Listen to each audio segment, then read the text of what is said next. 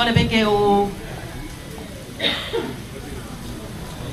Patau ke awhio o tua Pea ko Patau ki he ulu o family Kaya taka te au Ke uki ko te o whahoko te tau polokala mai a honi O kuki i lama mai te aku ko hiu tika ke lama mai tau kau whanotoko ki te pire mua Ka koe ko kuki whakatau ke ko au kuki ngoa ko siniva Mori vai tohi ko e Tamau ai si ai te hina o siva.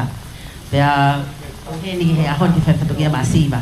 Ko ia kore ake family, mo no foi mai tau ngahi te pile, tu kehe peko te pile, nu gruser, ai ni mua wheni, a bau i he ni ai si, ai kai ngaloto a siva, ki whailonga mai ka te au ke uwilo mo moi hareni. Kai ngaloto a siva.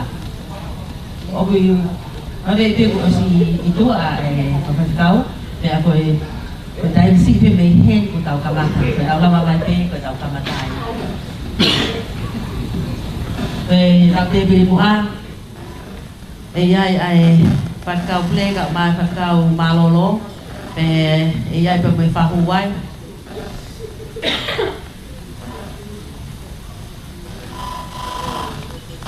Ka koe a koe, ko kau whakau iau nau ki tua. Te tau whahu. Ai pumapuna o kaloni. Sita? Sita, basta si mai si sita. Koi pumapuna ni oi pa o siva. Sita? E mai mo aquí. Kita mai apa? Tatabe ang kamore mo rin kita mai apa si oi. Pa o siva e oi. Tau ni pumapuna ma lo siva. Pa o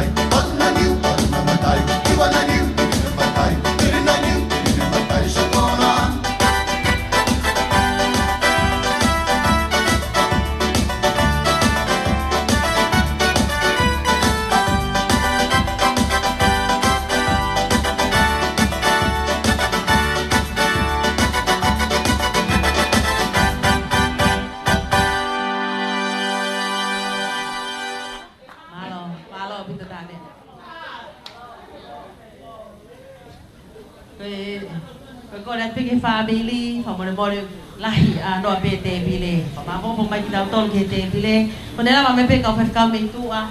Ko tau ka mata ia. Ko ba ngi tau mau.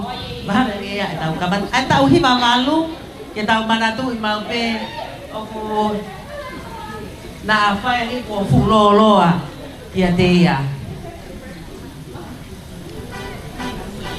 Kai ko ka me si e ni ya si e. E risiva pangia finau a hono tau hiu mo mama. Pea tau i hen ke malari ai aho e risiva. O ia arame o de tu kai pea islen me pai ko e ba mo tau tolon ka watu tau hen ka to e ka pia e aho siva.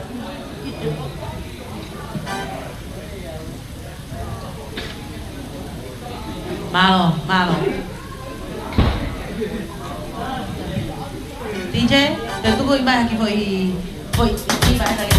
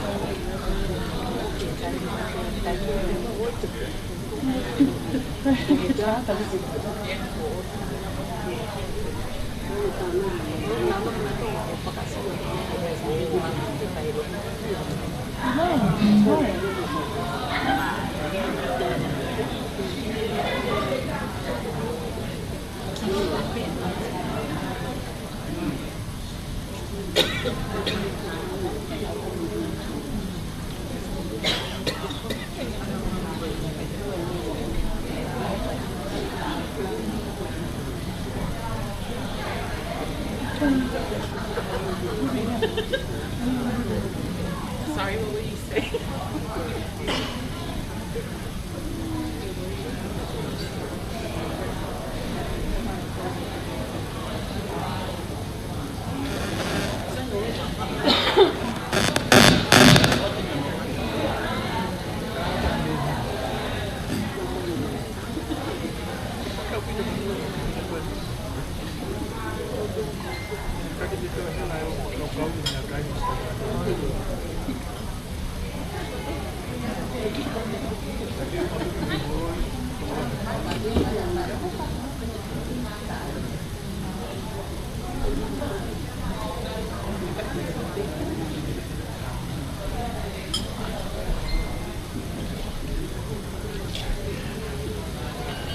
Thank you.